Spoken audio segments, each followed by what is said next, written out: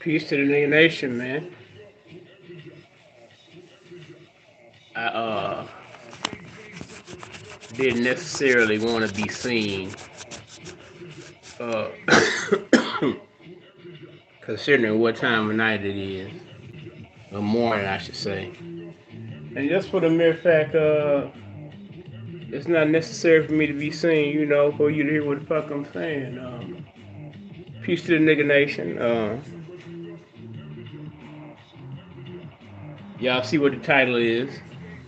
I hope this morning or afternoon, whenever you listen to this, finds you well. Um, I know that y'all probably heard the information. I know most people that are on my page probably follow Charleston White or whatever. And like I said previously, this has pretty much become the Nigga Nation channel. This is the Nigga Room. A Charleston White support channel, Charleston White supporter channel. Okay, with that being said, we heard the information with Rainwater and in regards to this the Murder Changed Me documentary, and I have to say I had to be the first to admit that I am disappointed. I may not be the first to admit that, to say that, but I will admit that I am quite disappointed. Because much like the documentary, the Gettings and Beyond documentary that we were expecting to see, they got evidently shelved. Um, this is going to be another. It seemed like it was going to be another film that was never going to see the light of the day, even though we knew Mr. Charleston's excitement up to get while doing these projects and up to the point these projects got done. Let me turn this music down a little bit, even though but never, yeah, we knew Mr. Charles was excited about these projects. We saw him put these projects together.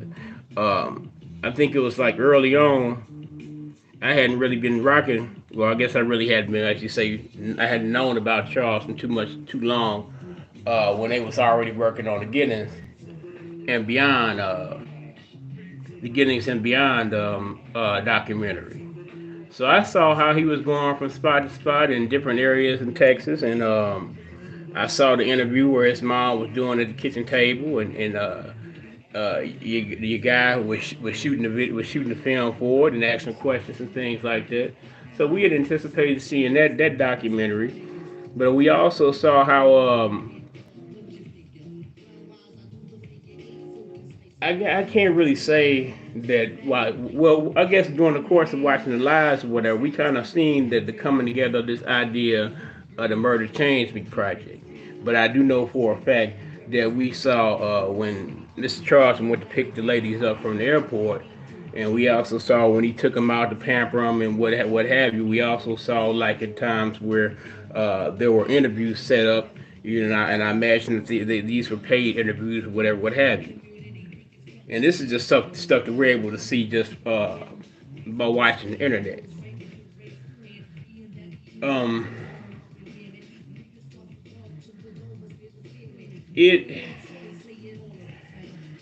and I guess that kind of brings me to the cause of it. When I say no person or individual's purpose is above the cause. We know, well, at least those who pay attention, those who are aware that what hype helping young people excel was about. And we've seen like the old videos of Charleston with the kids, and we've seen him go to the schools with the kids. We've seen him say cheese with the book with the school giveaway with the kids. He just spoke with the high school kids. He planned to go to see some go to I think he's planning on going to a school in Atlanta sometime this. I think it may be this week to see go to the school to visit with some kids. So he went to the Supreme Court to fight for the repealing of juvenile life without parole for the kids. So I guess I mean, if you're paying attention, if you're a reasonable person, if you are I don't know. I mean, considerate. I don't know if considerate is the word. I mean, but if you notice someone has a passion and drive towards doing something in particular, they have a particular cause. Their particular cause is to raise strong children, to avoid having future communities that are full of degenerates and people who may cause problems for the weakest of those in the community. Because, as stated, only the strong can have compassion for the weak. But when the strongest of physical and intimidation are weak of mind, then um, we'll have nothing more than chaos headed on into destruction. Because when you think about it, it's kind of like what it is now. You have a certain collective to say that, well, we don't want to hear what our old niggas is talking about. Y'all done fucked up y'all lives, so what the fuck y'all gonna tell us? And for a large amount of us, OG has-beens, empty pocket niggas, um, that is a reasonable argument. But even in the course of failure, there is a lesson. And I'm not saying that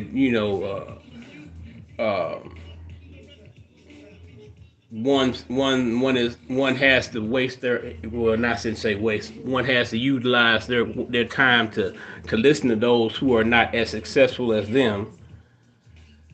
But there are lessons to be learned from each and every individual. Because according to the code, one of the codes, well, the code, the counter racist code in which I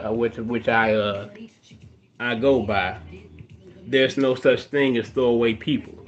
Because we get to the point, as African American, black, colored people, Negro people, nigger folks like myself and others, where we tend to think that we, as a collective, because we can call all ourselves black, we're the blacks.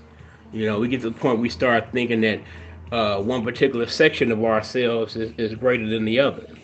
When that, when you take all away all the material possessions and all the accolades from those who are from the dominant society, those who more than likely don't share your race is black, or your collective group is black.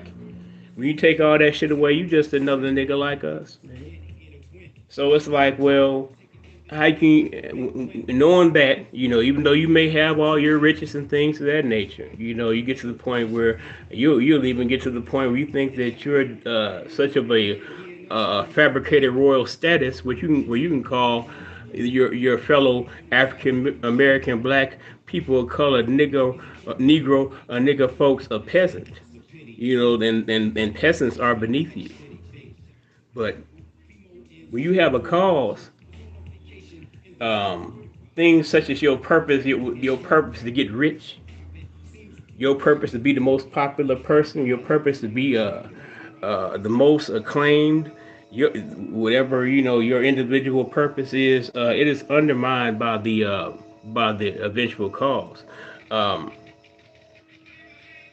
for Because I mean, it easy with plane tickets during the pandemic when the airport was fucked up, and hotel rooms and expenses, and keep good time in it. That was easy. I could easily see that being at least 4 5 racks. And then you got to consider the man utilized his time, and then that's, well, he want to give you 10,000 for for what I believe is Charleston White's idea, and you want to throw him 10,000 as an afterthought, and then when he say fuck that, I want 20, you want to fabricate it like it's a debt. He actually borrowed 20 racks from you. We constantly see the man working. We see him doing booking dates and things. I don't understand why. But now I fully understand why Charleston followed the information that an old Jewish lady gave him. Said, asked him, was he is he recording it? Is he filming what he does? Charles was like, no. She said, well, if it's not documented, then it didn't happen. Documentation. you know. Document, I can't hear what I can't see. That man always had documentation for what he was doing. He had documentation when he went up to that school, and y'all feeling some kind of documentation both times when he took the rappers up there, and and then documentation when he went back up there again and with just him and Dewberry. I don't know what kind of why ain't y'all even just in and the thing about it is, aside from the characters you see online, you know, a nigga, another good nigga. I think I'm a good nigga. Another good nigga can tell a good nigga, a good loyal nigga that is that is gonna keep it a buck with you, but he'll, to the point where he's almost letting himself being took advantage of. To the point, and then it gets to the point where people get to see, begin to see that, oh well, I got away with that, not knowing all the time that the individual that you're doing it to sees it. That Charleston sees what you're doing. Like you said, you see, well, why is this happening over here when I'm supposed to be part of everything? And people who are familiar with that type of scenario when it comes to doing business with people or so-called friends and associates, uh, you learn to sniff that out early. You may sit back and watch that unfold for a little while because you just want to see how far a motherfucker gonna take it. Now, this could all be a play. Mo 3 album is coming on, and there's a whole bunch of features. I wonder who's featured on it. I don't like posthumous album. Basically a posthumous album, an album somebody made after they did. I don't really like them, but it is what it is. And if this is just promo for that shit, that's wild as fuck. But on the greater scale of it all, man, I don't know what each individual person may have had that was involved may have had their own particular purpose or ideal or goal that they wish to accomplish in undertaking the endeavor to present the Murder Changed Me documentary. But at the end of the day, it was supposed to been made to be, it was supposed to been made to be put out. I mean, I'm sure we all would, you at least want to make back the money you invested into it. But at the end of the day, you want it to be something that is for the culture. We always talk about for the culture. We're doing it for the culture. But when it comes time to put that money, to sacrifice that money, get and then the fox get to salivating around the hen house, thinking they done found a nice tender chicken, a nice tender chicken. I guess I don't know. I can't call my brother Charleston the proverbial the figurative chicken in this situation, but man, I don't understand how this shit got fucked up. Really, I don't, and I don't understand. Yeah, and really, I don't understand any ungratefulness on behalf of any of the ladies. But I'm not there. That being said, man, uh, no personal interest or anything. And like if you have committed yourself to a cause, the cause, let's say for example, black empowerment, and empowerment can mean a whole lot of things, you know, just empowerment of your social condition. Now, a film like Murder Changed Me could be something that could be quite beneficial for the social condition of the people if it's marketed and consumed by viewers. You know, we don't expect that a record or album or film or something like that or a book or something that could instantly change something over, but it could perceivably create a catalyst to bring forth a change.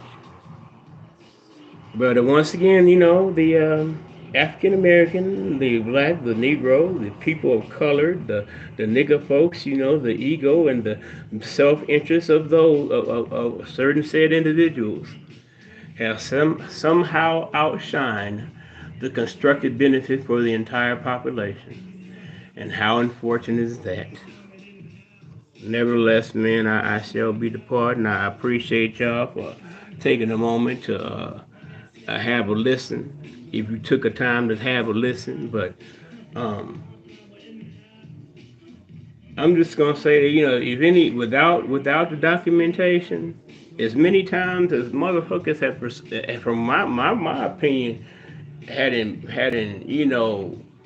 uh, not just keep it as simple as possible. I feel as if have betrayed this nigga Charleston white man. Uh, mm,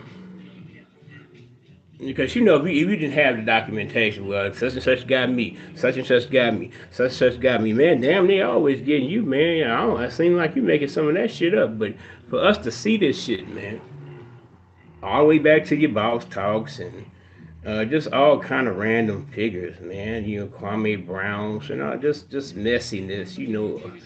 Uh, Want to be seen, show off is some nigga shit from my perspective. But peace and love to y'all niggas, man. Nigga nation or nothing. I just wanted to come on and speak on that part of my dusty computer. I don't really be fucking around in here that much. I need the dust back here. Peace and love.